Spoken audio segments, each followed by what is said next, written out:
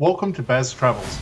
After driving 14,826 kilometers through 24 states and Washington, D.C., I've seen rocket launches to the Grand Canyon and Hoover Dam. I've explored Route 66, ghost towns, deserts, snow, and beaches on both coasts. From Vegas casinos to Alcatraz, the White House to Hollywood. Join me for a journey of the ordinary and the extraordinary. Loading destination. Simulation starting in 3, 2, 1.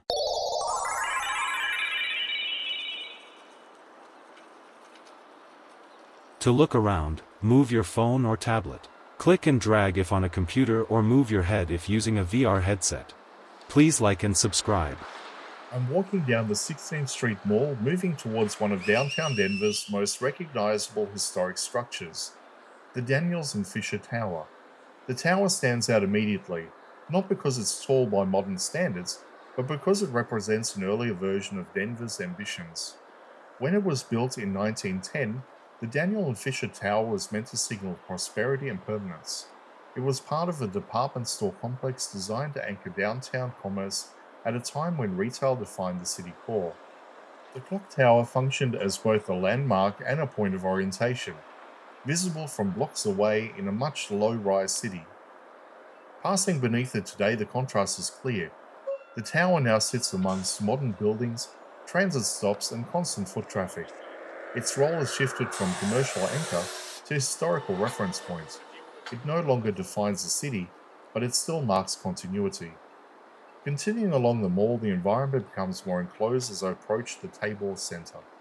This complex represents a later phase of downtown redevelopment, when cities attempt to retain shoppers by moving retail inward rather than keeping it fully on the street.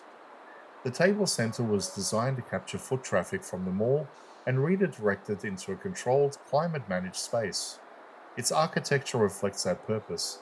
Entrances are deliberate, interior circulation is prioritized over street engagement. The building turns inward, separating retail activity from the unpredictability of the surrounding city. Walking past, it's noticeable how quickly energy shifts. Outside, the mall remains open and exposed. Inside, activity depends on occupancy and time of the day. When foot traffic is low, the space feels quiet and detached from the street despite its central location. As I continue towards Larimer Street, the mall's character starts to change. The wide pedestrian corridor begins to give way to narrower streets and older blocks. The density feels different. Buildings are closer together, and the city grid reasserts itself.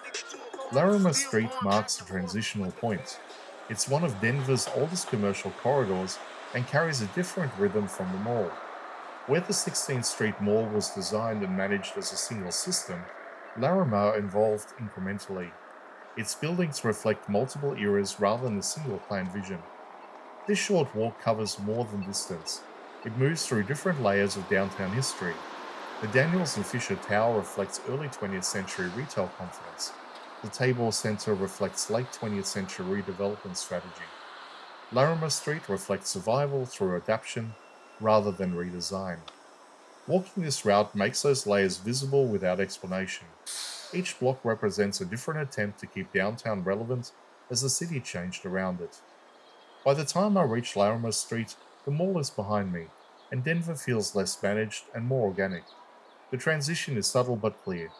Downtown doesn't change all at once. It shifts block by block, shaped by different ideas about what the city should be.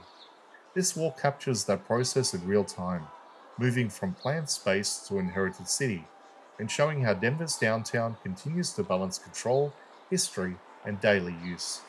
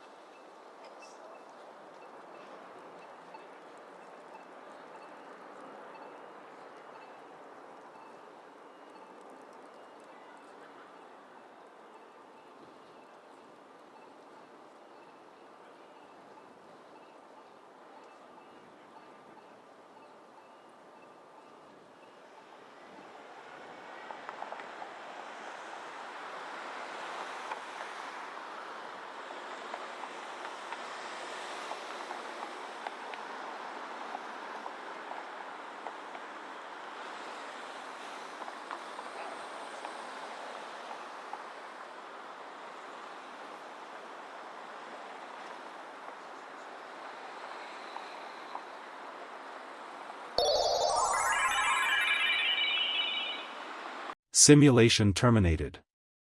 Please comment, like and subscribe.